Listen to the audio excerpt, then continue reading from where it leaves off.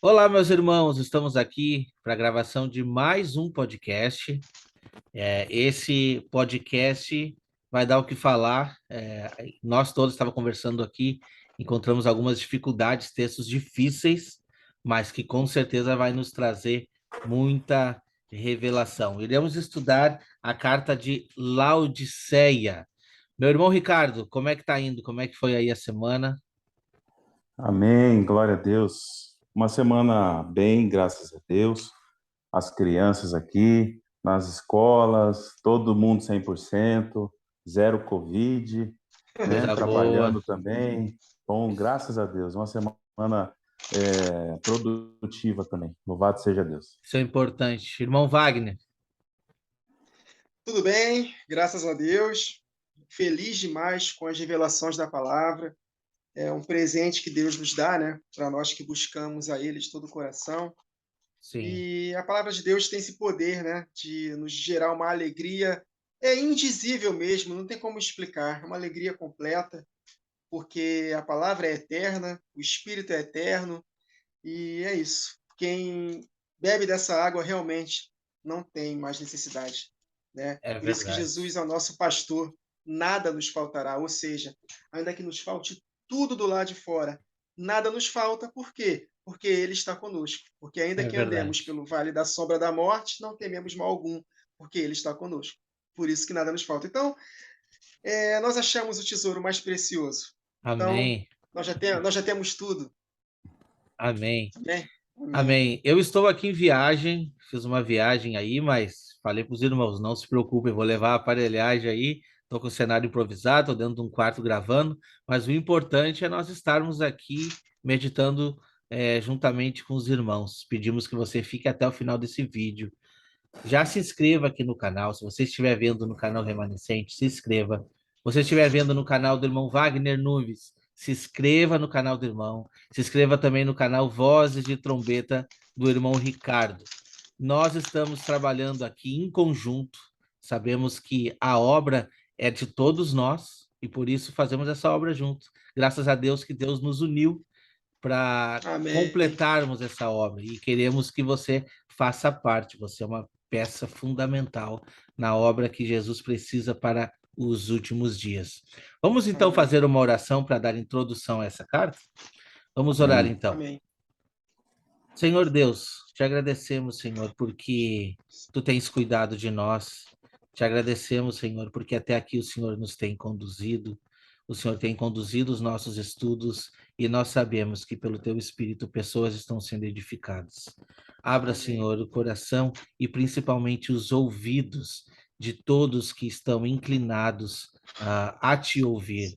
Faça com que a sua mensagem possa entrar em muitos lares e em muitos corações, e que as pessoas possam absorver e se arrepender de todos os seus pecados para estar para sempre contigo. Que nós possamos ser usados como vaso nas tuas mãos para proclamar esse evangelho. Esteja conosco nesse estudo, em nome de Jesus. Amém. Amém. Amém. Amém. Então vamos dar o início aqui a estudo dessa carta, carta de Laodiceia. João Ricardo, você pode ler para nós o versículo 1? Sim. Aqui diz o primeiro verso para a carta de Laodiceia. E ao anjo da igreja que está em Laodiceia, escreve: Isso diz o Amém, a testemunha fiel e verdadeira, o princípio da criação de Deus. Amém, amém. Irmão Wagner, qual é o comentário que o irmão traz sobre esse primeiro versículo? Estas coisas diz o Amém. Amém significa assim será, assim seja. É a garantia de que todas as promessas serão cumpridas, porque o nosso Deus, ele é poderoso para cumprir. Ele não é homem para que minta, nem filho do homem para que se arrependa. Então, nele tem sempre, sempre terá o Amém. E é o que está escrito aqui, que o apóstolo Paulo fala em 2 Coríntios, capítulo 1, verso 18 a 22. Antes, como Deus é fiel, a nossa palavra para convosco não é sim e não. Porque o Filho de Deus, Cristo Jesus, que foi por nosso intermédio anunciado entre vós, isto é, por mim, Silvano e Timóteo, Não foi sim e não, mas sempre houve o sim. Porque quantas são as promessas de Deus, tantas tem nele o sim, porquanto também por ele é o amém, para a glória de Deus, por nosso intermédio. Mas aquele que nos confirma convosco em Cristo e nos ungiu é Deus, que nos selou e nos deu a garantia do Espírito em nosso coração. Todas as 7 igrejas têm uma promessa: ao que vencer. Então, nós precisamos cooperar com Deus, como está escrito aqui, ó, que nós lemos aqui. Porque nós precisamos, deixa eu ver aqui, não foi sim e não. Ah, tá. Porque o Filho de Deus, Cristo Jesus, que foi por nosso intermédio anunciado. Então, tem a nossa cooperação. Então, se Jesus já começa para a carta de Laodiceia, para a igreja de Laodiceia, isto diz o Amém. Eu prometo aquilo que eu cumpro.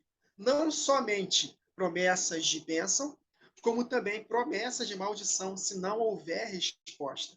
Então, com Deus não se brinca. O que ele prometeu, ele vai cumprir. Estou lembrando até de um texto de Josué, lá para o capítulo 20, alguma coisa. Ele fala para o povo lá, ó, se vocês fizerem o bem, todas as promessas de Deus vão se cumprir na vida de vocês. Mas se fizerem o mal, saibam que todas as promessas de maldição se cumprirão na vida de vocês. Então, há um equilíbrio, né, que o apóstolo Paulo fala em Romanos 11, 22. Considerem a bondade e a severidade de Deus. Então, meus irmãos, ao que vencer, nós vamos herdar todas as bênçãos que Deus prometeu. E por isso que ele começa, ó, eu sou o Amém, vou cumprir aquilo que eu prometi. A testemunha fiel e verdadeira, o princípio da criação de Deus. E é o que está escrito em João, capítulo 1. No princípio, através do Alfa, através de Cristo Jesus, ele era o Verbo, a palavra proferida de Deus que criou todas as coisas. E o Verbo estava com Deus, e o Verbo era Deus. Ele estava no princípio com Deus. Todas as coisas foram feitas por intermédio de quem? Do Verbo, de Cristo.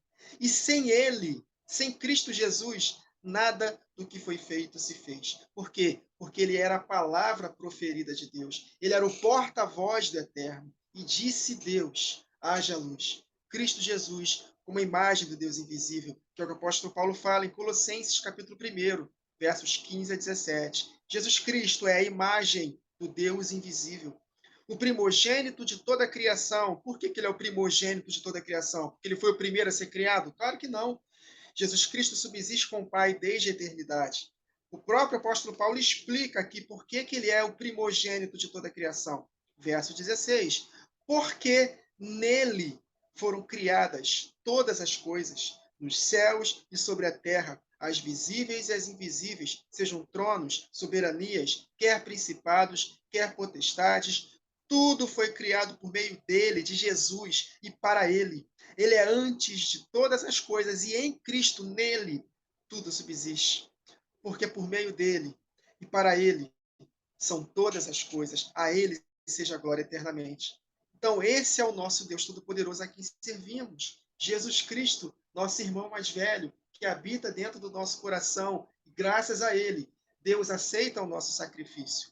Porque Deus ele só aceita um sacrifício, que é Jesus. E quem está nele, o Pai, vê Jesus. Por isso que a nossa vida está escondida com Cristo em Deus. Então, meus irmãos, nós precisamos ter essa consciência cada vez mais alta. O Criador de todas as coisas habita dentro de nós. E ele, o Espírito dele, é a garantia da nossa herança. Nele tem o amém, vai se cumprir. Então, não importa o que passemos na grande tribulação, porque nós estamos compreendendo que essas igrejas aqui, elas tipificam a igreja, a plenitude da igreja que estará na grande tribulação. Mas antes tem o despertamento, tem a voz da meia-noite, o grito da meia-noite. Então nós estamos aqui sem falsa modéstia, nós estamos buscando a Deus e nós estamos sendo parte, sim, desses 2 candeeiros que estão acesos diante de Deus. Estamos proclamando, despertando as 10 virgens, para que, junto com as 5, as 7 lâmpadas acesas, possamos cumprir o propósito. E Deus está conosco. Ainda que andemos pelo vale da sombra da morte, Jesus está conosco. Então ele já começa dizendo que é o amém, é o testemunho, é fiel e verdadeira, porque ele não mente, e é o princípio da criação de Deus. O alfa, mas também o ômega, o princípio e o fim, o primeiro e o último. Amém, queridos? Então, todas as cartas, Deus se apresenta com as suas características. E nós precisamos meditar nessas características, para que não possamos temer nenhum mal, porque Ele está conosco. Amém, amém. Eu quero dar uma acrescentada. Louvado seja Deus pelas palavras do Wagner Nunes, né? Quando ele disse acerca do amém. E o amém, ele no hebraico, ele é amar, que é a junção das letras Aleph, Mem e Num. E essa palavra amém, no hebraico, ele se encontra lá no princípio da criação, o Logos de Deus. E disse Deus, amar, disse Deus, Logos foi usado na criação. E disse Deus, haja luz no primeiro dia. E disse Deus, todas as coisas e tudo na criação. Você pode perceber isso, que Jesus é o Logos de Deus. É a palavra de vida. E isso é muito importante. A profundidade só de estudarmos a palavra amém. Olha só a profundidade dessa mensagem. E também a questão dele ser mencionado como testemunha fiel e verdadeira, eu realizo aquela conexão com Isaías 43, verso 9, que diz assim: todas as nações se congreguem. Olha a reunião solene aqui. Nós que estudamos as festas, percebemos uma reunião solene aqui. Todas as nações se congreguem e os povos se reúnam. Quem dentre eles pode anunciar isto e fazer-nos ouvir as coisas antigas? Que desde o princípio o Logos foi conjunto com o Pai na criação. Apresentem as suas testemunhas para que se justifiquem e para que se ouça e para que se diga, verdade é. Essa palavra verdade é amar, que é o mesmo amém. Olha só que interessante. E também nós podemos fazer uma conexão lá para o livro de Jeremias 42, porque lá também tem um mistério bem interessante, onde tem a figura de Joanã, que ele, chefe dos soldados, ele estava temendo a Babilônia, lá na terra de Judá. E ele quis consultar o Senhor e chamou Jeremias para ser o porta-voz de Deus. E aqui no verso 5 de Jeremias 42 diz assim: então eles disseram a Jeremias: seja o Senhor entre nós testemunha fiel e verdadeira, se não fizermos conforme toda a palavra com que enviar a nós o Senhor teu Deus. Seja ela boa ou seja má, a voz do Senhor nosso Deus, a quem te enviamos, obedeceremos, para que nos suceda bem, obedecendo a voz do Senhor nosso Deus. O interessante aqui são algumas palavras que nós encontramos. Aqui no capítulo 41 de Jeremias, estava falando que eles estavam no 7º mês. Interessante para quem estuda as festas bíblicas. O 7º mês é o mês onde ocorre as 3 últimas solenidades de trombetas, expiação e tabernáculos, que apontam para a volta do nosso Senhor Jesus. E aqui, no capítulo 42, quando Joanã quis consultar a Deus e declarou que obedeceria o Senhor, aqui no verso 7 diz assim: sucedeu que ao fim de 10 dias, ou seja, por que existe a menção do 7º mês e por que existe a menção aos 10 dias? O Senhor esperou 10 dias para pronunciar uma resposta para Joanã, para realizarmos essas conexões, testemunha fiel, verdadeira, 7º mês, aos 10 dias, expiação, juízo, últimos dias, retorno do Senhor. São conexões importantes que nós precisamos ter aqui. E o Senhor disse aqui, através da boca de Jeremias, né? E disse-lhes, assim diz Deus de Israel, a quem me enviastes, para lançar a vossa súplica diante dele. Se de boa mente ficardes nesta terra, então vos edificarei e não vos derribarei, e vos plantarei e não vos arrancarei, porque estou arrependido do mal que vos tenho feito. Não temais o rei da Babilônia. Outra menção importante acerca dos últimos dias, a questão da Babilônia. Não temais, porque eu estou convosco para livrar-nos das mãos de Babilônia. E vos farei misericórdia.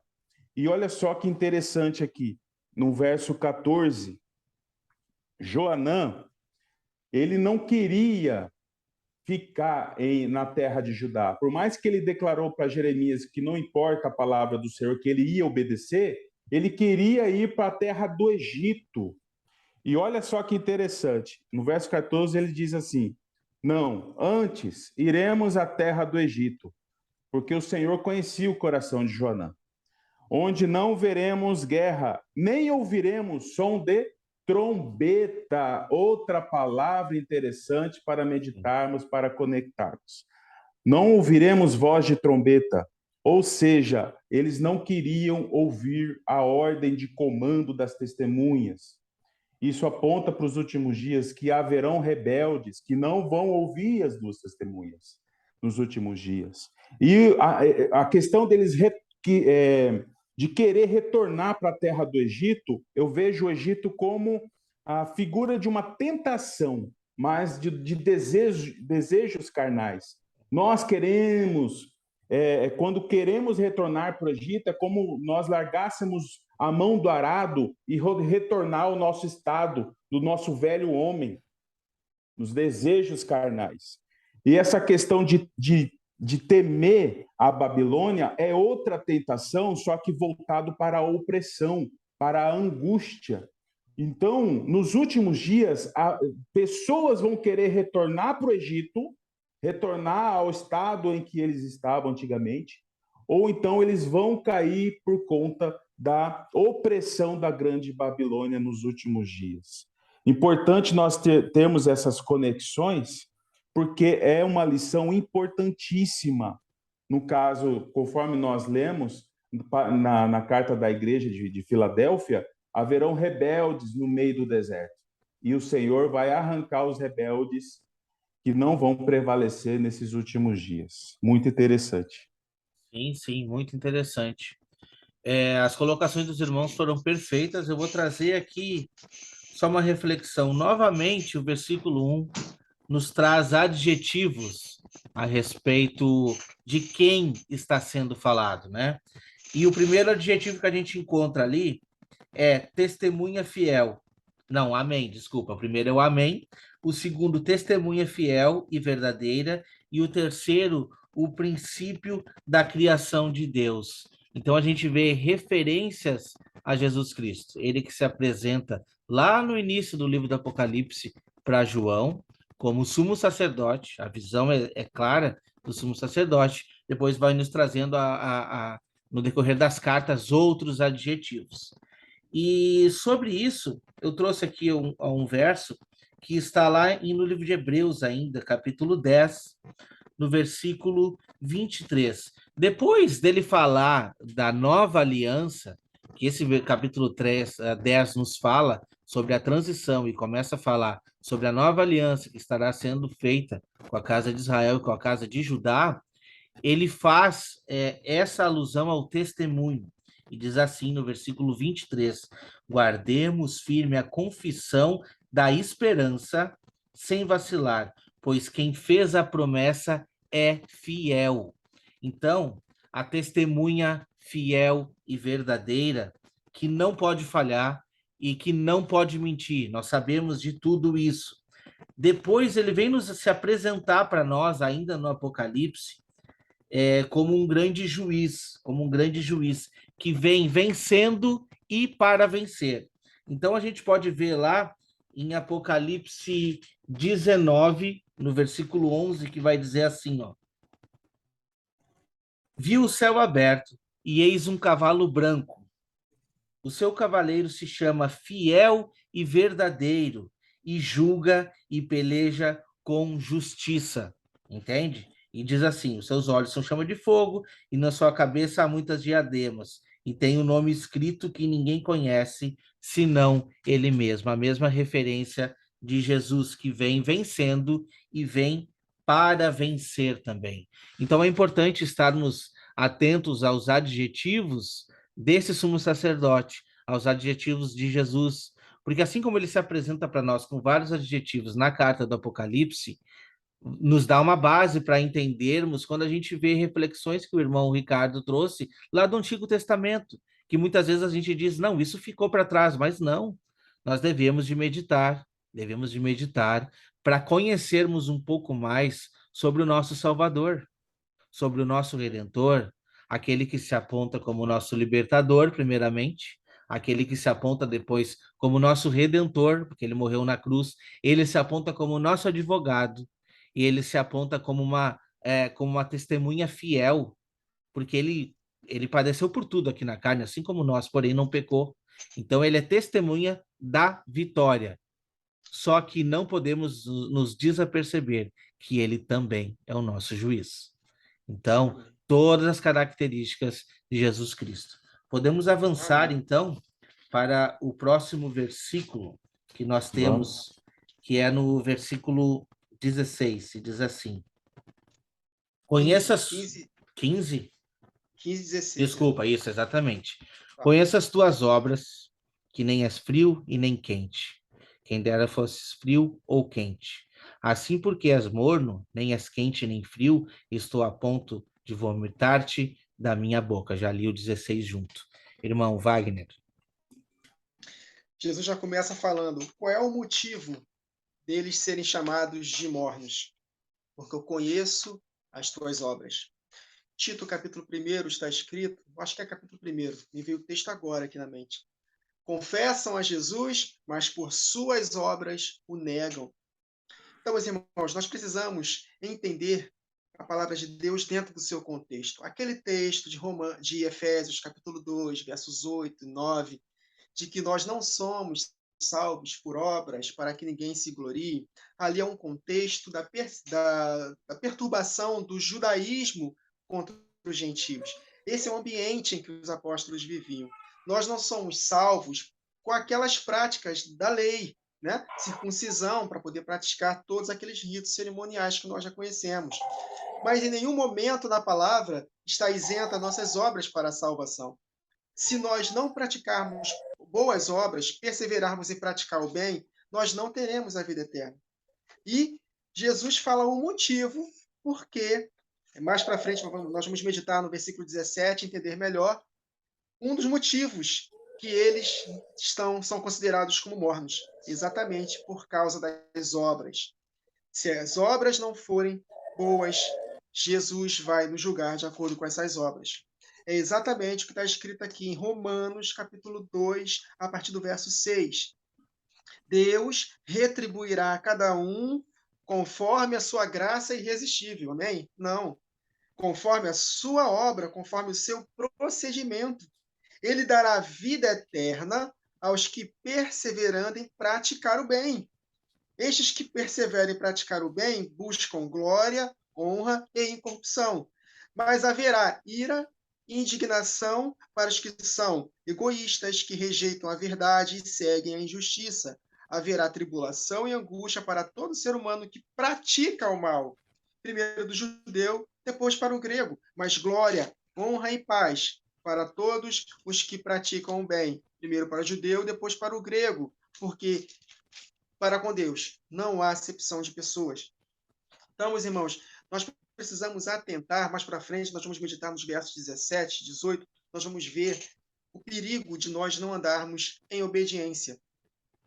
Jesus fala, mais para frente, que vai vomitar da boca dele, porque são mornos, e Deus está a ponto de vomitar da boca. Sabe o que é isso? Está a ponto de decretar o juízo. Então, meus irmãos, nós precisamos compreender isso de uma vez por todas. No meu canal eu falo isso o tempo todo.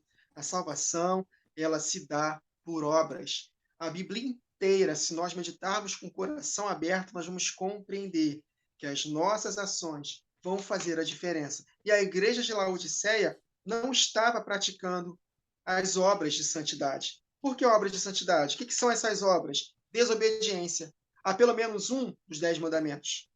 Por quê?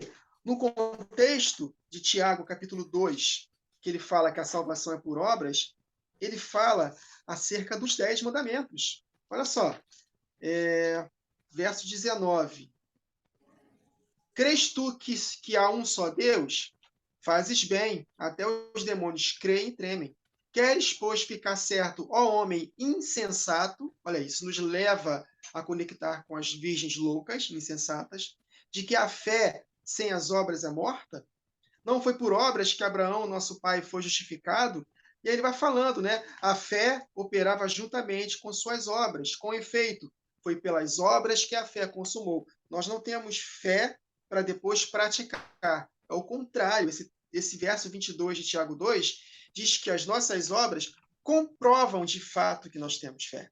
Eu não anotei aqui o texto. Um pouco antes, ele fala acerca dos 10 mandamentos.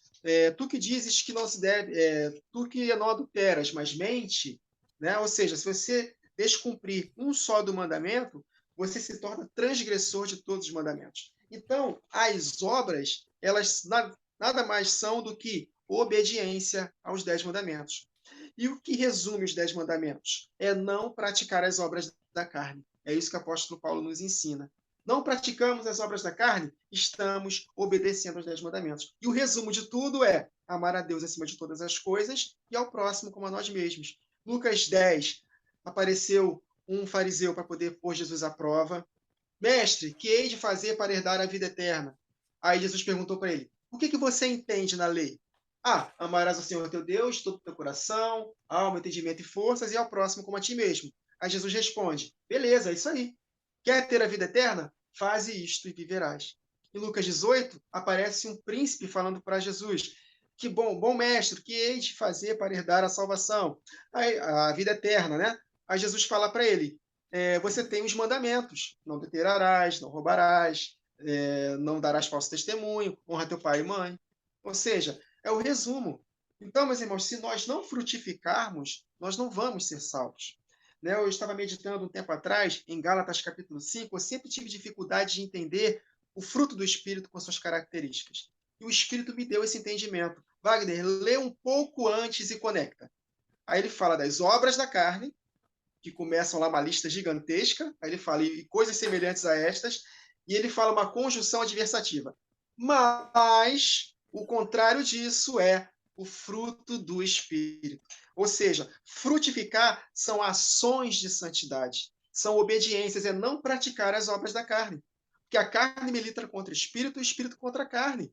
Então, se nós nos entregarmos às paixões da nossa carne, nós vamos ser cortados dessa videira. Então, meus irmãos, Laodiceia não estava praticando obras de santidade. Por isso que Jesus falou, eu conheço as suas obras. Vocês não é frio nem quente, é morno. E por ser morno, por quê? Porque vocês me confessam, mas com as suas obras me negam. Então, como o Tiago fala, né? Com duplo pensamento, vós de ânimo dobre, purificai os vossos corações. Afligi, lamentai, chorai, converta o vosso riso. Olha aí, por quê? Porque a igreja de Laodiceia tinha de tudo. Era abastada, tinha dinheiro, mas era pobre, miserável cego que está nu. Por quê? Porque eles estavam, além de não praticar ações de santidade, estavam se conformando com as conquistas materiais. Então vocês estão rindo. Então converta esse riso em pranto e a vossa alegria em tristeza. Então, meus irmãos, vou falar de novo. Eu gosto de falar desse assunto. A salvação, ela é por obras. Nós seremos julgados por cada palavra, ações e pensamentos. É claro que não é uma vida de perfeição, mas é uma vida de inconformismo com os pecados. Se nós pecarmos, temos um advogado junto ao Pai. Então, que possamos entender que os nossos pecados são acidentes de percurso. Então, o justo cai 7 vezes, mas em todas o Senhor levanta. E a tônica dessa carta é exatamente isso. Embora eles estejam andando com práticas de mais obras, Deus está à porta batendo para que haja arrependimento. E haverá arrependimento. Assim como também não haverá arrependimento mais para frente. Vou procurar explicar isso para os irmãos. Então, que possamos trazer isso para a nossa vida. Jesus conhece as nossas obras, meus irmãos. Conhece as nossas obras. Ninguém consegue se esconder de Deus. Então, que possamos temê-lo, porque o temor é o princípio da sabedoria. Amém, amém. Interessante aqui essa menção do verso 15, né? Se as tuas obras, que nem as frio nem quente, tomara que foras frio ou quente. Ou seja, você não pode ser um e nem o outro, né? Tomara que fosse frio ou quente. O que eu entendo disso? Que o Senhor, a obra de redenção para a humanidade, ela é maravilhosa.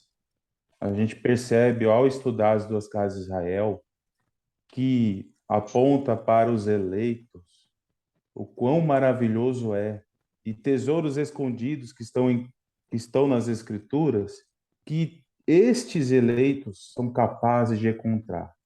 Contudo, nem todos conseguem discernir a palavra de Deus desta maneira.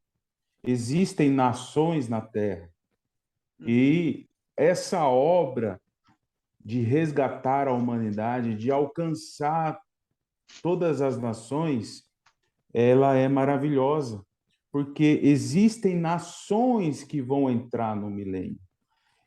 Infelizmente, muitos não conseguem enxergar nações restantes entrando no milênio, tendo corpos que não estão glorificados, diferentemente dos eleitos que alcançaram, que confirmaram sua eleição e entraram no milênio com seus corpos glorificados.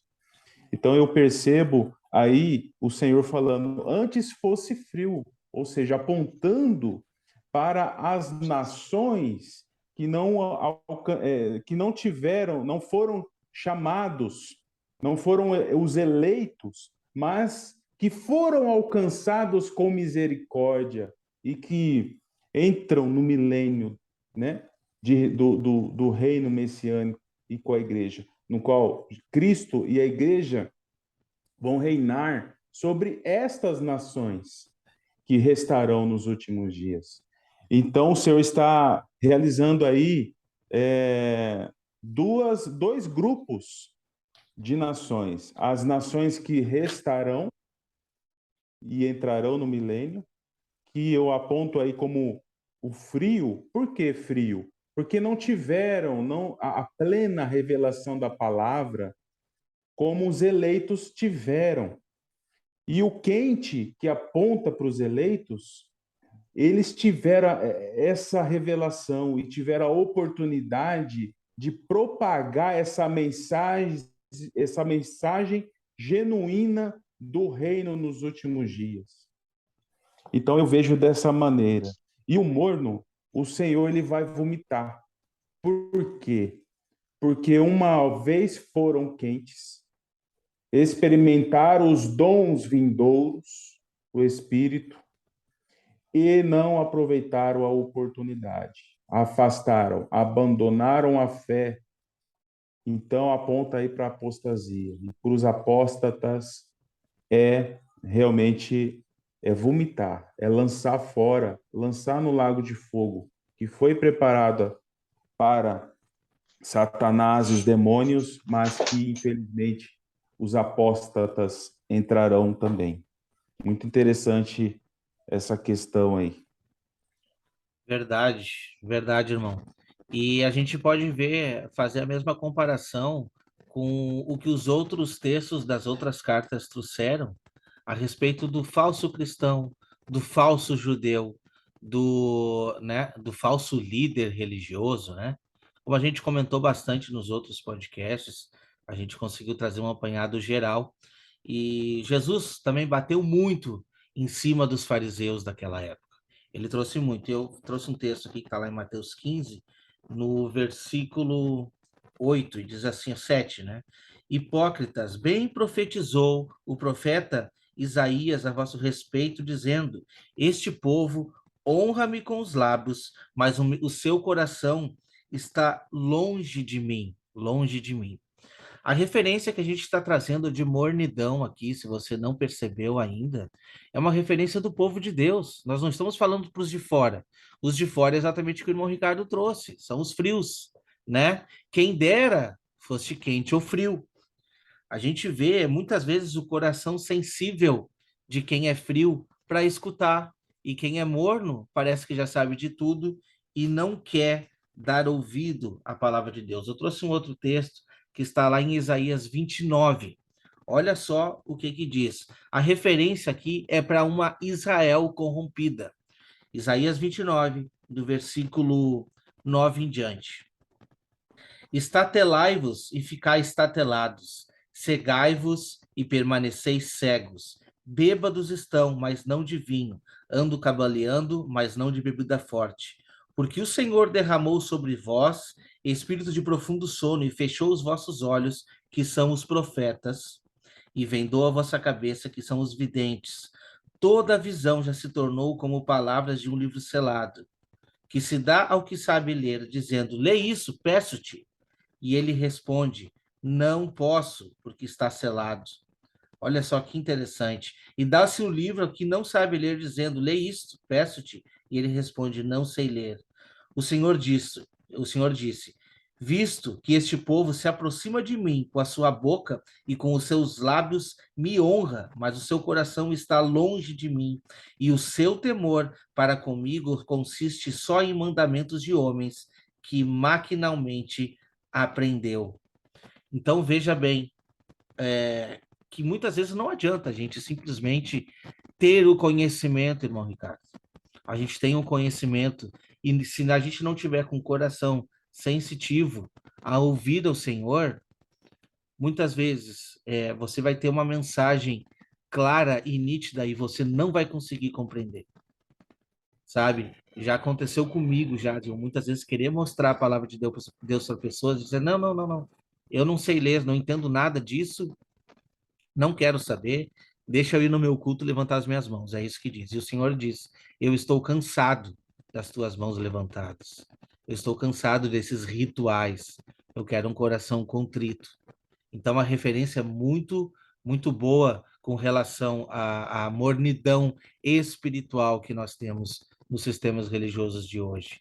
Por isso que a gente faz esse apelo de como está a sua vida no dia de hoje. Você é uma pessoa fria, você é uma pessoa morna ou uma pessoa quente? Então saiba, o que as cartas estão nos trazendo é: não seja morno. A gente não está dizendo jamais para você ser frio, porque você já teve um contato com a palavra de Deus. O que precisa agora? Você pegar essa chama e se aquecer. Você pegar essa chama e compartilhar. E a chama é a chama do Espírito Santo. Por isso que é importante estarmos sempre ligados na videira que é Cristo Jesus. Amém? Amém. Vamos então Amém. avançar para o próximo versículo. Pode ler para nós aí, irmão Ricardo? Sim, assim diz o verso 17, né? Isso. Diz assim: como dizes, sou rico e estou enriquecido e de nada tenho falta. E não sabes que é um desgraçado e miserável e pobre e cego e nu. É verdade, irmão Wagner. Palavras fortes, né? O Deus de toda graça, falando desse jeito, até assusta, né? Porque hoje em dia estão pregando um Jesus diferente aí, né? Um Jesus bobão, que passa a mão nas mãos, passa a mão na cabeça de todo mundo, que não castiga. Jesus é bom, ama todos. Olha só como Jesus fala: tu és um desgraçado, miserável, pobre, cego e nu. Eu estava meditando nesse verso, o Espírito me fez conectar com a parábola do semeador. Os 3 solos que não frutificam se encaixa perfeitamente nesse solo, né, nessa igreja de Laodiceia. Olha só o que está escrito, né? Vamos ler de novo aqui o verso 17, né? Estou rico e abastado, não preciso de coisa alguma, e nem sabes que é infeliz, miserável, pobre, cego e que está nu. Mateus 13, versos 19 a 23. A todos os que ouvem a palavra do reino e não a compreendem, vem o maligno e arrebata o que lhe foi semeado no coração. Este é o que foi semeado à beira do caminho. O que foi semeado em solo rochoso é o que ouve a palavra e a recebe logo com alegria, mas não tem raiz em si mesmo, sendo antes de pouca duração. Por quê? Em mim chegando a angústia ou a perseguição por causa da palavra, logo se escandaliza. E o que foi semeado entre espinhos é o que ouve a palavra, porém os cuidados do mundo e a fascinação das riquezas sufocam a palavra e ela fica infrutífera. Tem tudo a ver com o que estava acontecendo em Laodiceia. E esse texto 17 nos diz exatamente isso, conectando com os versos anteriores. Conheço as obras, né? Obras mais é falta de obediência, é não andar em santidade. E eles estavam se contentando, felizes com os bens materiais.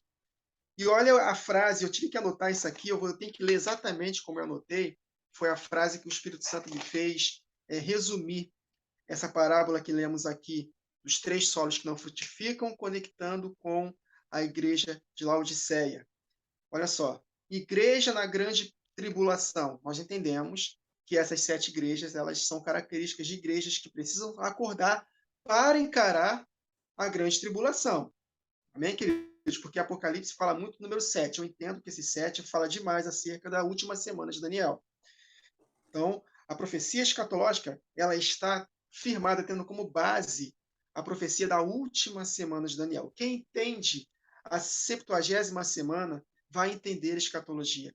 E nós entendemos que ela será dividida em 2 partes. A primeira metade, o grande e maior avivamento, e a segunda parte diante, perseguição. Então, essa igreja ela vai ter que se preparar para a grande tribulação. Mas antes haverá o despertamento.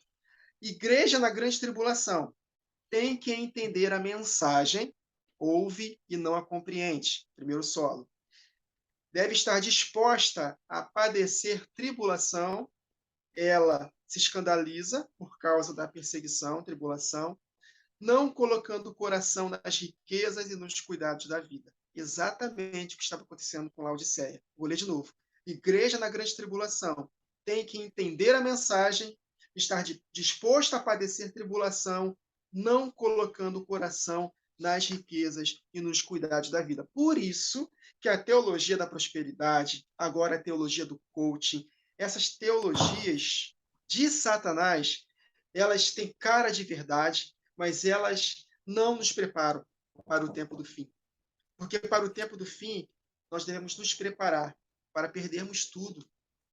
Então, a igreja que não está preparada, não compreende a mensagem dos últimos dias, e ela não está disposta a padecer tribulação, a perder, a abrir mão de tudo por amor a Cristo, e não colocar o coração nas riquezas e nos cuidados da vida, se ela não se preparar, ela não vai estar qualificada para vencer nos últimos dias. E nós, como os atalaias de Deus, como os 2 candeeiros que estão acendendo a menorá, que estão despertando as 10 virgens do sono, mais do que nunca, nós temos que nos anunciar o que está por vir. Então, como o apóstolo Paulo nos ensina em 1 Coríntios 7, a partir do verso 29, é ter como se não tivesse. Você pode usar as coisas deste mundo. Dependendo do seu chamado, você vai estudar, vai planejar, vai instruir seus filhos a ter uma boa profissão, enfim. Mas, ao mesmo tempo, deixar bem claro para eles. Olha só, filhos, o tempo está próximo, o dia é chegado. Então, que nós possamos compreender o seguinte, que nós temos uma missão, Deus quer um filho seu em todas as esferas da sociedade, rica, pobre, classe média, não importa. Mas você tem que entender o seguinte, como está escrito no Salmo 62. Se por acaso, dependendo do seu chamado, se as vossas riquezas aumentarem, não ponhais nela o coração. Então, se prepare para perder tudo no tempo do fim. Então, Deus mostrou um ângulo muito interessante, escatológico, nessa parábola do semeador. Se nós não estivermos preparados, vou ler de novo, se nós não entendermos a mensagem do fim e não estarmos dispostos a padecer tribulação e não colocar o coração nas riquezas e nos cuidados da vida, se nós, de fato, não entendermos isso, nós não vamos vencer no tempo do fim. Então, estou rico e abastado. Olha aí, o propósito, o objetivo dessas mensagens da teologia da prosperidade. Deus é contigo, tu vai prosperar, você vai ser rico, vai ser próspero, e daqui a pouco Jesus vem. né? Ele vem inesperadamente. Quando ele voltar, aí sim, os judeus, raça ruim, que fiquem aí deixado para trás aí para poder cumprir a missão, vão morrer para dar a vida. É isso que eles falam. Mas nós entendemos que a igreja vai passar pela grande tribulação. E por compreendermos que vamos passar pela grande tribulação, nós precisamos entender a mensagem, estarmos dispostos a padecer tribulação e estarmos dispostos a abrir mão de tudo, não colocando o coração nas riquezas e nos cuidados da vida, para que a palavra não esteja sufocada. Então, se nós estamos nos enquadrando nesse verso 17 de Apocalipse 3, nós precisamos despertar, porque as coisas desta vida não podem gerar segurança. Apóstolo Paulo, só para finalizar, em 1 Timóteo 6, ele fala, não, se você é rico, diz aos ricos deste mundo, Timóteo, que não ponham as suas esperanças nas riquezas, porque elas são instáveis, na instabilidade das riquezas. Por quê? Porque hoje vocês podem ter segurança financeira, mas no tempo do fim, vocês vão ter que abrir mão de tudo isso. Não ponham seu coração nessas coisas. Então, é um despertamento para nós, meus irmãos. Nós precisamos aprender a nos preparar para os dias que virão. Posso ler mais uma vez, só para finalizar? Igreja na grande tribulação tem que entender a mensagem do tempo do fim, estar disposta a padecer tribulação, não colocando o coração nas riquezas e nos cuidados da vida. São os 3 solos que não frutificam. Amém. Bom, é interessante nós percebemos o quanto que o inimigo vem implantando nas igrejas para fomentar a apostasia nos últimos dias. Nós enxergamos isso estudando as igrejas do Apocalipse, entrando de maneira sutil, aumentando a iniquidade, o amor de muitos se esfriando. A gente percebeu isso em Éfeso, percebemos em Pérgamo o inimigo instalando seu trono lá, as profundezas enraizadas em Tiatira, na igreja de Sardes também, de maneira terrível, já sem obras favoráveis que agradam o Senhor. E aqui em Laodiceia, nós já percebemos que ela está totalmente tomada pela apostasia, já declarando obra que é antítese ao do Senhor. Enquanto as igrejas que apresentavam suas obras agradáveis e tinham características valiosas, Laodiceia já era antítese, já era contrária.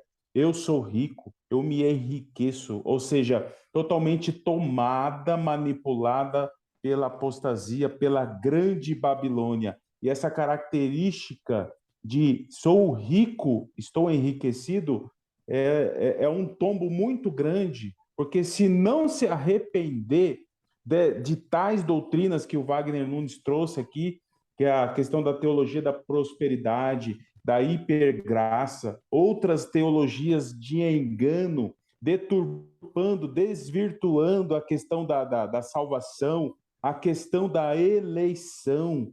Então, isso muito é prejudicial. E aqui no Apocalipse 18 diz que todas essas riquezas estão de posse da grande Babilônia. Diz aqui, Apocalipse 18, no verso 11, e sobre ela choram e lamentam os mercadores da terra, porque ninguém mais compra as suas mercadorias, nem ouro, nem prata, nem linho fino, nem vinho, nem incenso, nem madeira, nem seda, nem pérolas, nada. Nós percebemos aqui diversos elementos que são valiosos neste mundo, mas que de nada serve para o reino do Senhor que há de vir. Então, nós precisamos proclamar essa mensagem. Olhai para as coisas que são de cima, como dizem Colossenses 3, e não das coisas que são da terra, as coisas terrenas que nos prendem. É um preço caro que será pago. Nós precisamos discernir esse entendimento aqui. E, principalmente, alertar aqueles que estão presos com as coisas deste mundo. Amém, amém. Quando a gente vê essa igreja, uma igreja morna, que Jesus está prestes a vomitar, para aqueles que acreditam que as igrejas são tempos históricos, nós não temos outra escolha a não dizer que, então, nos últimos tempos, essa é a igreja dos dias de hoje, porque a gente não crê aqui. Mas, por exemplo, da igreja da onde eu saí, eles creem, eles falam, nós somos a igreja de Laodiceia. Eu não teria orgulho nenhum em dizer isso. Nenhum orgulho em dizer isso. Eu teria orgulho de ser de Esmirna, né, irmão Ricardo? Esmirna Verdade. seria uma igreja o melhor, e nós temos que batalhar por isso. O que a gente está querendo trazer aqui é não sejamos mornos. Eu trouxe um texto que está lá no livro de Pedro, segunda epístola de Pedro, no capítulo 1 mesmo, e no versículo 7 em diante, que diz assim, ó. Não, desculpa, versículo 5.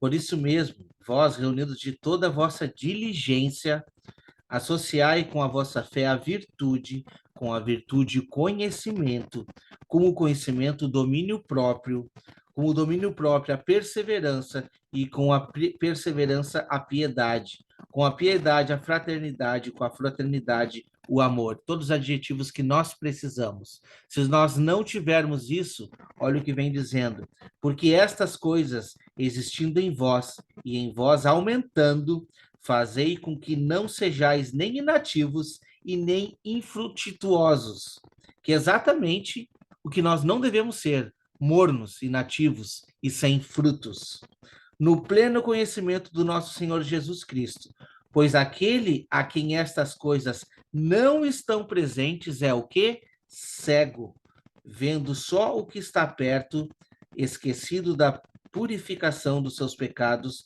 de outrora. Por isso, irmãos, procurai com diligência cada vez mais confirmar a vossa vocação e eleição, enquanto procedendo assim, não tropeçareis em tempo algum. Então, é exatamente o que precisamos para viver uma vida íntegra perante o Senhor. Entende? Que nós possamos ser aquelas pessoas que vão adiante, não mornos, para que a gente não possa ser encontrado cego e nu. Imagina só que coisa bem chata, né? A gente ser dito de nós como igreja. Vocês são cegos, vocês não enxergam nada. E vocês são nus, não estão vestidos de Cristo, que traz todas esses adjetivos para nós como igreja. Amém? Amém. Amém. Amém.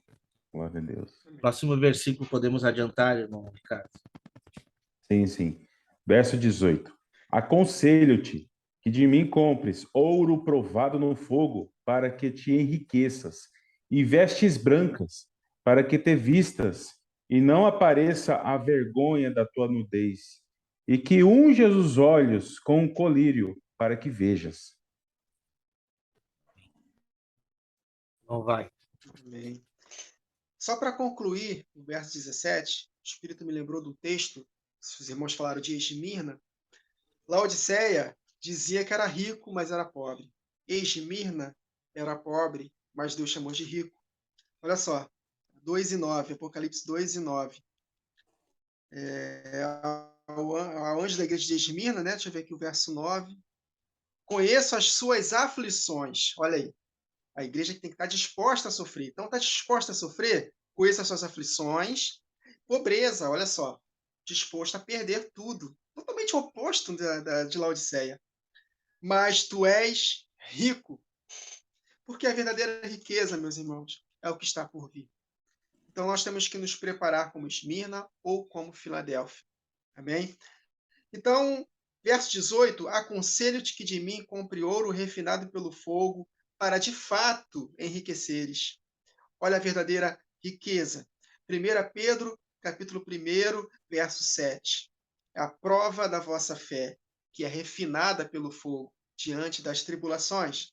E Laodiceia não estava preparada para sofrer, porque estava colocando seu coração nas riquezas, na instabilidade das riquezas.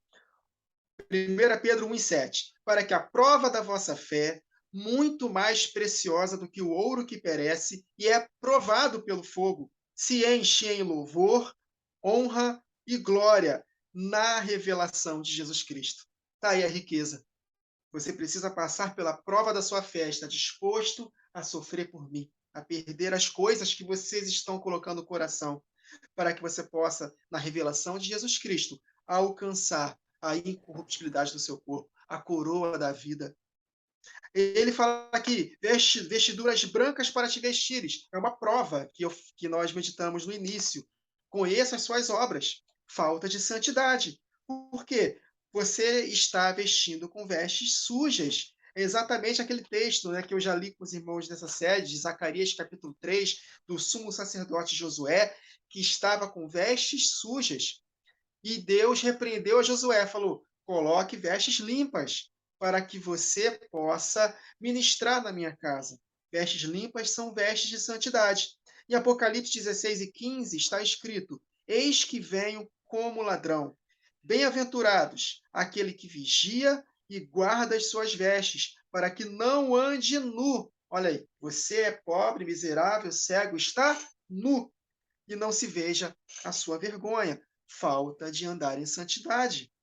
Então, vocês precisam de vestiduras brancas. Quando Jesus volta em Apocalipse 19, está escrito que foi dado vestes de linho finíssimo para os santos. E essas vestes tipificam os atos de justiça dos santos.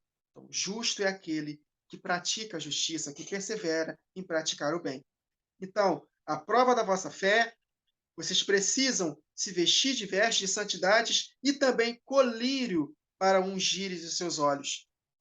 Ainda na parábola do semeador, eu vou ler aqui Mateus capítulo 13, versos 10 a 17. O Espírito me fez enxergar muitas verdades de Laodiceia na parábola do semeador. Olha só, Mateus 13, ainda no contexto da parábola do semeador, versos 10 a 17. Falando acerca do colírio que eles tinham que enxergar. E acercando-se dele, os discípulos disseram-lhe: Por que falas por parábolas? Jesus respondendo disse-lhes: Porque a vós vos é dado conhecer os mistérios do reino dos céus, mas a eles não lhes é dado. Porque aquele que tem se dará e terá em abundância, mas aquele que não tem, até o que tem lhe será tirado. Foi o que o irmão Ricardo falou aqui. A igreja de Laodiceia, ela teve a graça de Deus, experimentou dos poderes do mundo vindouro, experimentaram da graça, do Espírito da graça, da boa palavra de Deus, mas perderam, estavam perdendo. Então, até o que tem lhe será tirado, se não houver arrependimento. E aqui, no contexto, ele fala de arrependimento também. Por isso que Jesus chama Laodiceia para o arrependimento. Ainda não acabou, ainda há esperança. Olha só o que ele fala aqui, ele continua. Por isso lhes falo por parábolas, porque eles, vendo, não veem, precisa de colírio, e ouvindo, não ouvem, nem compreendem, um dos solos que frutificam, que ouve a palavra e compreende. E neles se cumpre a profecia de Isaías, que diz: ouvindo ouvireis, mas não compreendereis, e vendo vereis, mas não percebereis, porque o coração deste povo está endurecido. O apóstolo Paulo fala sobre isso, as Escrituras Hebreus também fala, endurecidos pelo engano do pecado. E é engano, ou seja, eles acham que estão fazendo a coisa certa, mas o pecado os enganou. Tem tudo a ver com essa mensagem da hipergraça. Não importa o que eu faço. Se eu crio no sacrifício de Jesus, estou salvo. Né? Um dos precursores dessa graça aí, ele fala que nossos pecados passados, presentes e futuros já estão perdoados. Calma aí, os futuros já estão perdoados? Então não importa o que eu faça? Serão perdoados no futuro segundo a presciência de Deus, desde que nós nos arrependamos. E não se prega arrependimento nessas mensagens da hipergraça. Aí ele continua: e ouvindo de mau grado com seus ouvidos, e fecharam seus olhos, não estavam enxergando, precisa de colírio para enxergar. Para que não vejam com os olhos, e ouçam com os ouvidos, e compreendam de fato a mensagem. Compreendam com o coração e se convertam, e eu os cure. Está vendo? Apesar dessa cegueira, há esperança ainda para arrependimento, para a cura, para a conversão, contanto que haja arrependimento. Mas bem-aventurados os vossos olhos, porque veem, e os vossos ouvidos, porque ouvem. Então, meus irmãos, nós precisamos entender que nós temos que colocar colírio para os nossos olhos, para que nós possamos ver, para que nós não sejamos como os incrédulos, que o apóstolo Paulo menciona em 2 Coríntios 4, que, verso 3, mas se o nosso evangelho está encoberto, é para os que se perdem que está encoberto, nos quais o Deus deste século cegou o entendimento dos incrédulos, para que não lhes resplandeça a luz do evangelho. A luz é a palavra de Deus, é lâmpada para os nossos pés, luz para o nosso caminho.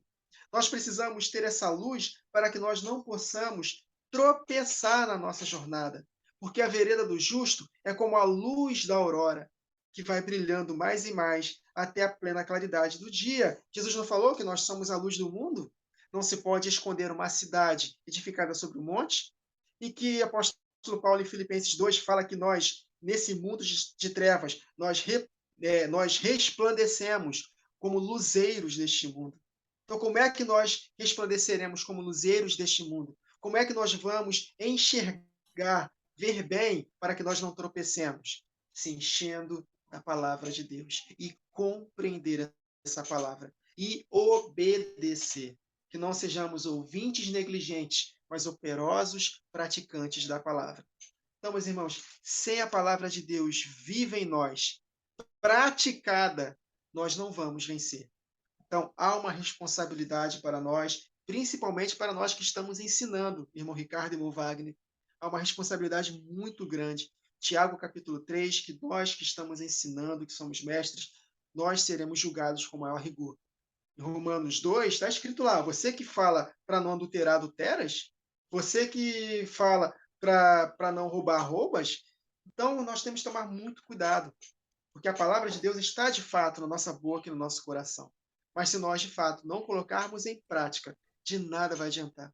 Por isso que o apóstolo Paulo fala para Timóteo, Timóteo, tende cuidado de ti mesmo e da doutrina, porque fazendo isso, salvarás tanto a ti mesmo quanto aos que te ouvem. Então, de que adianta nós ganharmos muitas pessoas e perdermos a nossa salvação?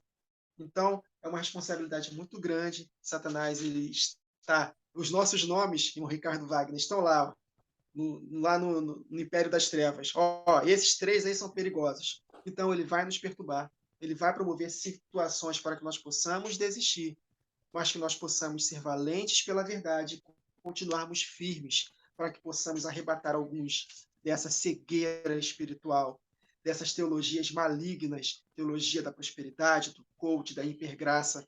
Nós precisamos ensinar a palavra de forma genuína, tendo cuidado de nós mesmos. Então, Amém.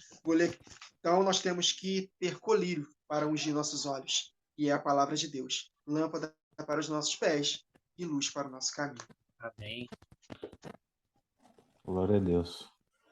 Essa passagem de compres ouro provado no fogo, nos últimos dias, né, existirão pessoas afundadas como Laodiceia, e elas terão muitas dificuldades para superar as aflições dos últimos dias. Por isso que é o nosso alerta do hoje. Aproveite o princípio de dores, né? É até estranho eu falar isso, mas princípio de dores é um treinamento, é uma oportunidade que Deus está nos proporcionando para forjar a cada um de nós para os últimos dias, que serão dias de muita aflição. Aqui, Pedro, 1 Pedro, capítulo 1, diz assim, que em vós grandemente vos alegrais, ainda que agora importa, sendo necessário, que estejais por um pouco contristados, com várias tentações, para que a prova da vossa fé é muito mais preciosa do que ouro, né? Que perece e é provado pelo fogo, se acha em louvor, honra, glória na revelação de Jesus Cristo, que aponta para os últimos dias. Então nós precisamos aproveitar ao máximo, e nós estamos em uma região também privilegiada. O Brasil ainda não está sofrendo grandes perseguições, ainda. Então, nós precisamos aproveitar ao máximo este tempo remir o tempo e forjar para as aflições que vão chegar nos últimos dias. Amém, amém. Você sabe, meus irmãos, quem é que usou o primeiro colírio? Aqui diz, né, que a gente possa comprar esse colírio para que possa enxergar. O primeiro a usar o colírio foi o Adão. Eu vou mostrar para vocês. Existe uma pergunta lá no capítulo 3 que não teve resposta, mas a gente consegue entender a resposta no decorrer da leitura. A pergunta é: quem te fez saber que tu estavas nu? Quem te fez saber, Adão, que tu estava nu? E o contexto nos revela que logo após o pecado, logo após consumado, logo após o Adão comer o fruto, ele percebeu que ele estava nu. Ele olhou e percebeu que ele estava nu. E ele, então, se cobriu com folhas, né? Se cobriu ali e se escondeu de Deus. Esse é o maior problema do pecado. O pecado, ele nos afasta de Deus. Ele nos faz sentir vergonha. E se ainda estamos sentindo vergonha, é um sinal positivo. Mas que a gente possa transformar essa vergonha em arrependimento para voltar para os caminhos, né? Porque olha o que o texto diz ali, Gênesis, vamos para Gênesis, diz assim, ó, versículo 7, abriram-se então os olhos de ambos e percebendo que estavam nus, coseram folhas de figueira e fizeram cintas para si. Aqui a gente pode fazer muitas reflexões aqui sobre essas figueiras, mas a gente vai deixar para uma outra oportunidade. Quando ouviram a voz do Senhor, que andava no jardim pela viração do dia, esconderam-se da presença do Senhor, o homem e sua mulher, por entre as árvores do jardim. E chamou o Senhor Deus ao homem e lhe perguntou: aonde estás, Adão? E ele respondeu: ouvi a tua voz no jardim, e porque estava nu, tive medo e me escondi. Então, esse primeiro colírio foi derramado para Adão. Ele enxergou o erro que ele fez. Mas as consequências foram assim como são para nós. Todo erro tem uma consequência, né? E essa consequência a gente carrega até hoje. Porque se a gente for olhar o contexto dessa história, Deus fez pele de carneiro para cobrir a humanidade. Ali a gente teve então a primeira morte. Então já está isso se refletindo, a morte do carneiro, a morte do cordeiro, que seria derramado por toda a humanidade por causa do pecado, por causa do pecado. Eu vejo uma dificuldade muito grande de reconhecermos que estamos nus. Muitas vezes, exatamente por trazer toda essa mornidão de um sistema corrupto, um sistema individual da nossa própria vida, a gente muitas vezes se afasta da vontade de Deus e demora a cair a ficha, demora a reconhecer que estamos nu. Estar nu é reconhecer a nossa paixão pecaminosa, estar nu e reconhecer que estamos errados e se arrepender.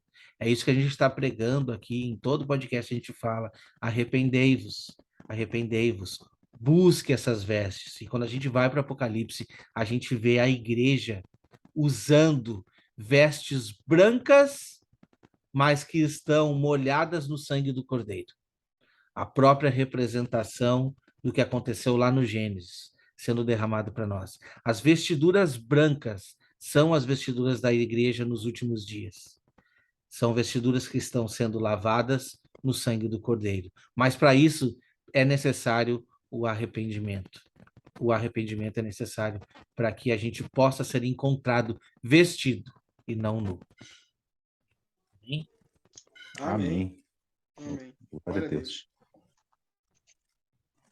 Bom, podemos ler aqui o verso 19? Sim. Sim. Vamos ler aqui então. Eu repreendo e castigo a todos quanto amo. Sê, pois, zeloso e arrepende-te.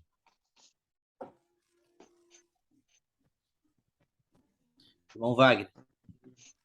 Esse texto aqui, o Espírito me levou a Hebreus capítulo 12, e esse texto ele é tremendo, ele se encaixa perfeitamente com Laodiceia. Vamos ler Hebreus capítulo 12, a partir do verso 4.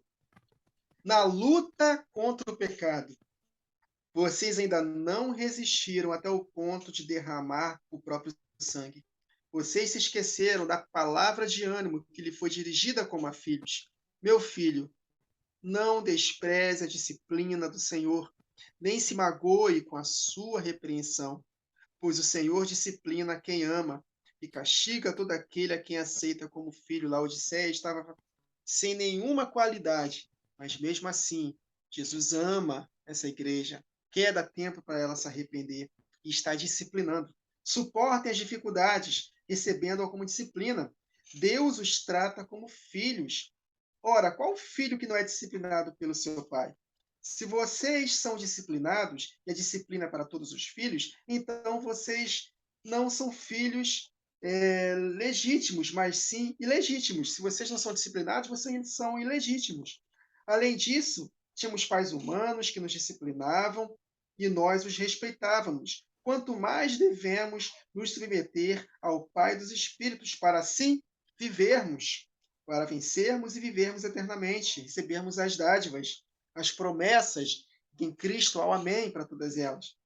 Nossos pais nos disciplinavam por curto período, segundo lhes parecia melhor, mas Deus nos disciplina para o nosso bem, para que participemos da sua santidade, porque sem santificação ninguém verá o Senhor. Nenhuma disciplina parece ser motivo de alegria no momento, mas sim de tristeza. Mais tarde, porém, produz fruto de justiça, ações de santidade e paz para aqueles que por ela foram exercitados, postos em prática. Portanto, fortaleçam as mãos enfraquecidas e os joelhos vacilantes, contexto de andar em pecado. Façam caminhos retos para os seus pés. Olha aí. Luz para o nosso caminho, colírio para vermos, para não tropeçarmos. Palavra de Deus posta em prática. Para que o manco não se desvie, antes seja curado. Esforcem-se para viver em paz com todos e para serem santos. Sem santidade ninguém verá o Senhor. Cuidem que ninguém se exclua da graça de Deus, que nenhuma raiz de amargura brote e cause perturbação, contaminando a muitos. Olha o detalhe, ele fala de Esaú, que não haja nenhum imoral ou profano como Esaú, que por uma única refeição vendeu os seus direitos de herança como filhos mais velhos. Esaú, ele coabitou com mulheres fora do seu arraial, desobedeceu os seus pais e teve mais. Ele abriu mão do direito de primogenitura, ou seja, da herança eterna na volta de Jesus, por um prato de lentilhas. Exatamente o que estava acontecendo com a igreja de Laodiceia. Estava abrindo mão da verdadeira riqueza para poder desfrutar dos prazeres transitórios do pecado. Eu tenho dinheiro, então me dá esse prato de lentilhas aí para eu poder curtir a vida. Estou de que me adianta essa eternidade? Eu quero ser feliz agora. Olha as conexões, meus irmãos, tremendo. Como vocês sabem, posteriormente, quando quis herdar a bênção, foi rejeitado. Ou seja, ainda há esperança, mas se nós, de fato, não ouvirmos a voz de Deus, nós seremos rejeitados. Aí ele, pulando aqui para o verso 25. Cuidado, não rejeitem aquele que fala, o Espírito que diz às igrejas, Jesus Cristo. Não rejeitem aquele que fala, o mesmo que estava falando para a igreja de Laodiceia. Se os que se recusaram a ouvir aquele que os advertia na terra não escaparam, quanto mais nós, se nos desviarmos daquele que nos adverte dos céus, Jesus Cristo, o Espírito que diz às igrejas. Então, meus irmãos, esse texto de Hebreus 12 se conecta perfeitamente com esse texto 19. Jesus quer nos disciplinar porque ele nos ama. Mesmo que tenhamos essas qualidades não, né? Só tem defeito na igreja de Laodiceia, ainda há esperança. Então, que possamos endireitar os nossos caminhos, endireitar nossas veredas, botar a colírio dos nossos olhos, para que possamos caminhar na luz dessa palavra e não tropeçarmos. Para que Amém. possamos, de fato, não nos desviarmos inteiramente, mas que sejamos curados. Então, meus Amém. irmãos, por mais que estejamos numa situação terrível de pecado, há esperança ainda, desde que haja arrependimento. Amém. Interessante que me lembrei daquela passagem que fala que Esaú buscou, não encontrou arrependimento, mesmo que ele estivesse buscando com lágrimas. E infelizmente nós percebemos aí pessoas sendo conduzidas somente pela emoção, que é outro sofisma que essas teologias, né, têm pregado muito, motivando muito, movendo muitos corações pelas emoções. E o arrependimento, ela requer um gesto de profundo, descer profundamente no que nós chamamos aí de techuvá, que é retornar ao princípio do que você fazia naquele tempo que você agradava ao Senhor. Então, é um processo realmente de você tirar de si todo aquele mal, se arrepender genuinamente e você percorrer os caminhos antigos, as veredas antigas, que também nós estudamos isso em Éfeso, que são as primeiras obras, aquelas primeiras obras da nossa caminhada cristã. Então, também esse princípio do arrependimento, infelizmente, ele foi sendo deturpado, né? Adulterado. O conceito de arrependimento hoje em dia, infelizmente, ela está ofuscada pelas teologias aí que a gente mencionou hoje. Muito importante nós termos esse entendimento e estudando as festas bíblicas, nós conseguimos trazer, né, novamente esse princípio de buscar o arrependimento genuíno. Se nós olharmos lá para a oração de Daniel, já disse isso aqui algumas vezes e reitero, muito importante, porque a oração de Daniel é o exemplo de um genuíno arrependimento. Por mais que ele foi um homem justo, mas ele desceu níveis, níveis e níveis de profundo arrependimento, por ele, pelos pais, por aqueles que estavam perto, por aqueles que estavam longe. Eu digo até mais, que a oração de Daniel, o arrependimento de Daniel, foi capaz de alcançar gerações e gerações. E estamos aqui hoje, né, para pregoar essa mensagem rica acerca do arrependimento. Amém. E é interessante que quando a gente vê essa oração de Daniel, eles estavam lá sem o santuário, não podiam fazer o ritual, mas ele entendeu que o ritual começava dentro dele. E ali fala, né, que ele fazia orações 3 vezes por dia. E quando o anjo veio falar com ele, veio exatamente na hora do sacrifício da tarde. Então, isso é uma reflexão forte para nós, porque a gente tem que entender que tipo de sacrifício que a gente está oferecendo, entende? O sacrifício não necessariamente é literal, tanto é que Jesus disse, né? Eu estou cansado desses rituais, não é isso que me agrada. Não é morte de animal que agrada. É um coração contrito, fazendo a vontade de Deus.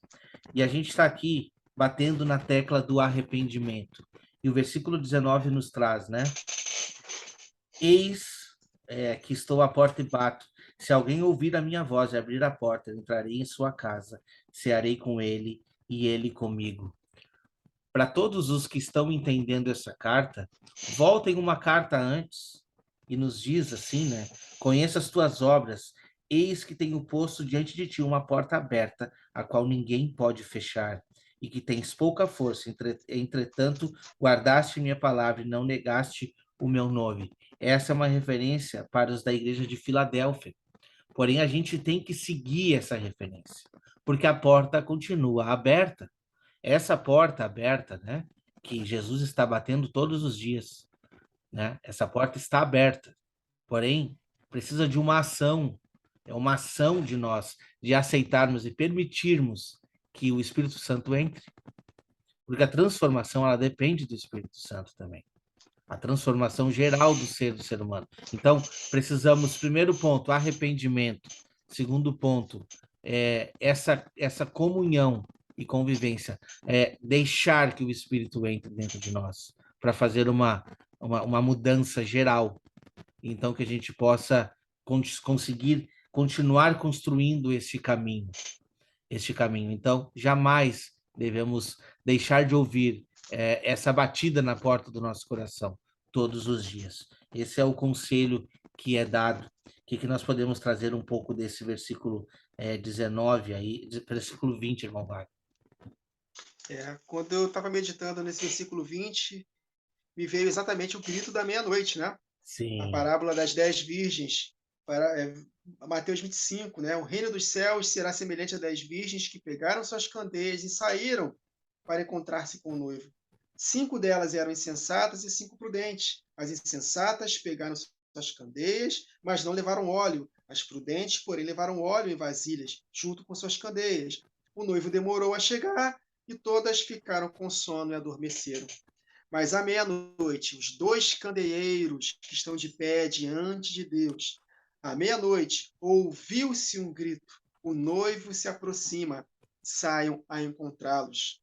Então, em Apocalipse 13:20, eis que estou à porta e bato. Se alguém ouvir a minha voz, através das minhas 2 testemunhas, desses 2 candeeiros, se ouvir a minha voz, aí sim eu entrarei e cearei com ele. Então, Deus quer, meus irmãos, ter comunhão conosco. Nós precisamos dessa comunhão do Espírito. Nós precisamos ouvir a voz de Deus para nos prepararmos, porque à meia-noite ouviu-se um grito, o noivo se aproxima. E qual é o teor da mensagem que vai anteceder a volta de Jesus? A última semana de Daniel. Então, há uma voz clamando para despertamento, para que, junto com as 5 virgens prudentes, somando com os 2 candeeiros, os 7 candeeiros, a plenitude da igreja, experimente na segunda parte das últimas chuvas. E aí sim vai se cumprir o que Jesus prometeu: faremos obras iguais e até maiores que ele fez, nos preparando para a segunda metade da última semana. Então, esse é o tempo de despertamento. Nós precisamos, mais do que nunca, pregar sobre a volta de Jesus, mencionando a última semana. Na última gravação que nós fizemos, eu mencionei que muitos irmãos estão se alegrando com a volta de Jesus. Isso é bom. Mas Jesus não pode voltar a qualquer momento. Tem uma grande tribulação para encararmos. Então, ao mesmo tempo que nós devemos despertar para as coisas eternas, nos alegrar pela volta de Jesus, temos que nos preparar, porque haverá um processo antes. Importa que passemos por muitas tribulações para herdarmos o reino. Em todas estas coisas somos mais que vencedores. Então haverá uma tribulação para herdarmos o reino. O apóstolo Paulo estava profetizando ali em Atos 14.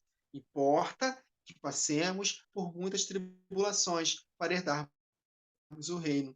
Então, que possamos ouvir a voz de Jesus. Ele quer entrar no nosso coração. Ele quer fazer com que nós experimentemos da sua presença. Mas para isso, nós temos que despertar. E o interessante aqui é que 5 vão responder e 5 não vão. Então, para essa igreja de Laodiceia, podemos dizer assim, tipologicamente, metade vai responder e a outra metade não. E, infelizmente, muitos que estarão mornos continuarão mornos. Mas também temos uma boa notícia, que muitos que estão mornos, eles vão ficar quentes. Eles vão responder a esse chamado para juntos cumprirmos essa missão nos últimos dias. Há esperança. Por mais terrível que esteja nosso estado espiritual hoje, se ouvirmos a voz de Jesus, há esperança, porque ele disciplina a quem ama. Ele continua nos amando.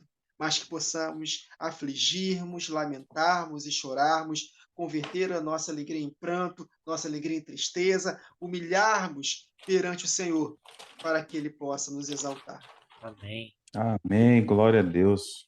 Só quero fazer um acréscimo aqui a respeito de cear, né? Jesus ceará. Ele vai cear com quem abrir a porta, não é mesmo? E essa questão da ceia, ela é tão rica e algo aconteceu ontem no nosso grupo de estudo que alegrou meu coração acerca disso. Alguns irmãos estavam conversando, né? E aí eu quis trazer, eu estava voltando à ceia. Interessante, né? E aí eu recebi uma direção a compartilhar esse entendimento. Que Jesus, qual é o propósito nos últimos dias? É a unidade, é unificar, é restaurar, unificar as duas casas de Israel. Quando nós temos esse entendimento das duas casas de Israel, das festas bíblicas, nós conseguimos alcançar novas camadas de entendimento para a edificação da igreja, a edificação de cada um de nós. Então, quando Jesus, na ceia, ele tomou o pão e partiu, essa palavra partiu é cloa, ou clau, que significa partir em dois, no mínimo em dois pedaços. E aí ele pega os dois pedaços e ele compartilha com seus discípulos. Isso, para mim, aponta para as duas casas de Israel. A obra sobre as duas casas de Israel. Um pão que foi partido em dois e foi uma obra que o Senhor quis realizar. A divisão de Israel em duas casas foi algo que Deus quis realizar. Isso está em 1 Reis, capítulo 12, verso 24, quando Semaías, o profeta, chegou para Roboão, quando Roboão ia subir para guerrear contra Jeroboão, o profeta chegou nele e falou: não é para guerrear, o Senhor quis realizar essa obra. E Roboão retroagiu, retornou para o seu lar. Então, essa obra da divisão das duas casas de Israel para posteriormente restaurar e unificar é um processo de aprendizado para cada um de nós. Nós que estamos percorrendo, trilhando, né, correndo atrás e nos posicionando nessa promessa, precisamos aprender a conviver com as diferenças uns com os outros, porque aquilo que eu posso anunciar, uma mensagem, uma palavra, qualquer algo que eu compartilhe da palavra de Deus, uma única palavra pode servir de chave para destravar uma outra mensagem para o meu irmão. Se eu não tiver humildade, se eu não tiver o acolhimento do meu irmão para com a minha casa, saber ouvir o meu irmão, o meu próximo, como que Efraim, que nós que entendemos as duas casas de Israel, se nós não aprendemos a conviver em unidade entre nós mesmos, de Efraim, como que nós vamos conseguir nos aproximar dos judeus com a casa de Judá? Como é que vai cumprir a promessa do Senhor? Como é que eu vou chegar nessa promessa? Porque a promessa vai se cumprir, mas eu preciso me posicionar nessa promessa. E é muito importante entendermos isso. E aí que entra a questão do fermento, lançar fora dentro de nós esse fermento, essa fermentação, né, do orgulho principalmente, da soberba, da vaidade. Esse fermento tem que cair por terra no nome de Jesus, porque é o fermento que impede de nos tornar pães levedados em um pão sem fermento, em matzah. Isso está aqui em Levítico 23, verso 17, diz que lá na festa das semanas, que é Shavuot, que é Pentecostes, o povo teria que preparar 2 pães com fermento, e eles eram primícias para o Senhor. Mas por que com fermento? Isso aponta para a obra do Senhor sobre as duas casas de Israel. Hoje em dia, nós estamos lutando contra os pecados que tentam entrar nas nossas vidas. Por ora, essa luta diária que nós temos que lançar todos os dias, lançar fora esse fermento, principalmente o fermento do orgulho, que nos afasta da unidade. Verdade. Então, qual é a obra do Senhor? Antes, primeiro ele dividiu, mas nos últimos dias ele vai unir novamente. Aleluia. E os 2 pães com fermento vão se tornar o matzah, que é o pão sem fermento que Jesus usou para repartir. Então, esse princípio é muito importante. O estar na ceia, ele traz ricas mensagens para cada um de nós. E essa mensagem, uma delas, que é muito importante, que nós estamos ainda em fase de aprendizado. É a unidade que Deus requer para o povo dele. Amém. Exatamente. E Glória a Deus, Deus. faz uma promessa, né? Nunca mais os dividirei, nunca mais para um futuro. E a promessa ela continua no versículo 21, diz assim: Ao vencedor dar-lhe-ei a sentar-se comigo no meu trono, assim como também eu venci e me sentei com meu Pai em seu trono. Nós já estamos aqui com o tempo estouradíssimo, mas a vantagem para você que está em casa é que você pode nos acompanhar no próximo episódio, que nós iremos tratar sobre o trono de Deus, tá? Nós já fizemos um apanhado longo aqui sobre as cartas do Apocalipse. Essa é a última carta que a gente já venceu. Vencemos todas as cartas, tiramos lições maravilhosas e agora nós vamos entender um pouco melhor sobre esse trono de Deus. Essa promessa de nós estarmos assentados juntamente com ele. Mas para quem, irmão? Para o vencedor. Não se esqueça, precisamos vencer. Irmão Wagner, suas considerações finais. Amém. Então, aquilo que eu falei uma das gravações, que nós precisamos atentar para as coisas boas das cartas, né, para as 7 igrejas, e fazer. Se não estamos fazendo, temos que fazer. E atentar para as coisas negativas. Se não estamos fazendo, perseverar e não fazer. Se estamos fazendo, obedecer e se arrepender. Nós precisamos ter esse alinhamento. Então, tudo que foi dito nessas cartas é Deus nos preparando para que possamos estar com as lâmpadas acesas. Se nós negligenciarmos uma só dessas advertências, nós não estaremos qualificados. E aquilo que o irmão Ricardo falou, a menorá é uma só peça. Se não tiver unidade, aqueles que não estiverem dispostos a perdoar uns aos outros, considerar os outros superiores a si mesmos, ter um coração próprio, querer estar reunidos na medida do possível, claro.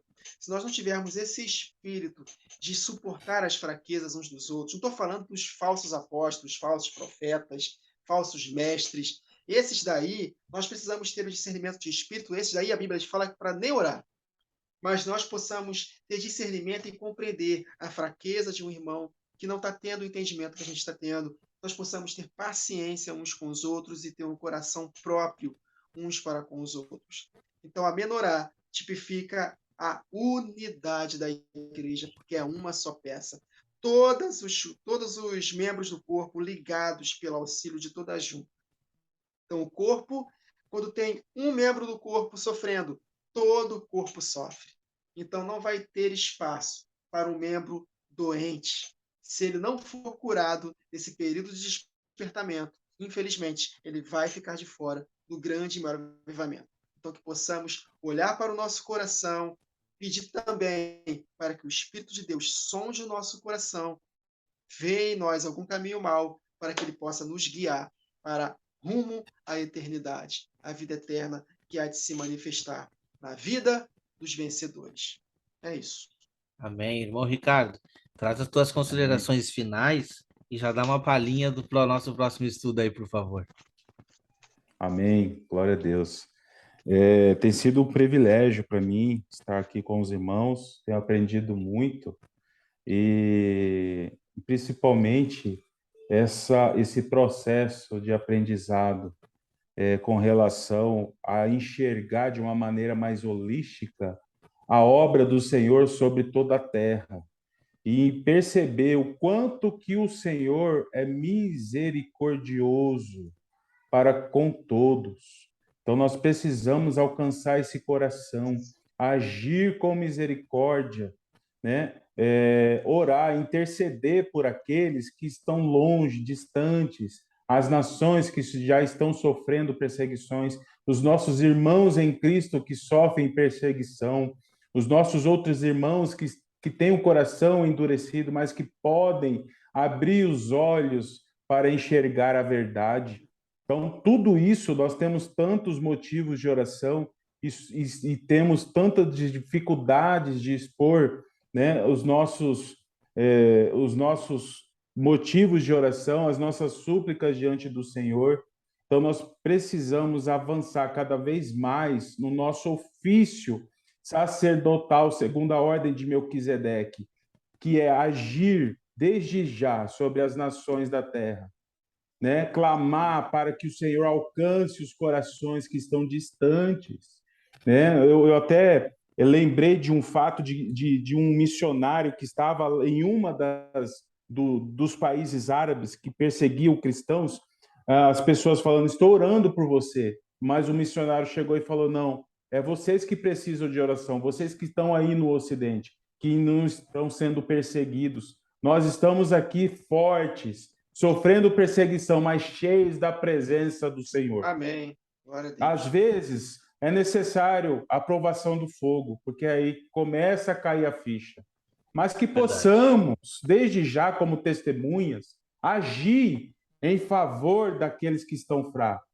Não esperar a aprovação do fogo chegar como a Laodiceia, que ela terá que buscar com todas as suas forças um arrependimento no qual ela poderia ter alcançado antes. Não é mesmo? E isso a gente vai aprendendo no livro de Apocalipse. O capítulo 4 agora, acerca da revelação do trono, se nós estudarmos o tabernáculo, ali nós já conseguimos entender o propósito da revelação do trono no capítulo 4 de Apocalipse. Como diz a irmã Gisete, ali é a cereja do bolo, mas todo o fundamento está na lei e nos profetas.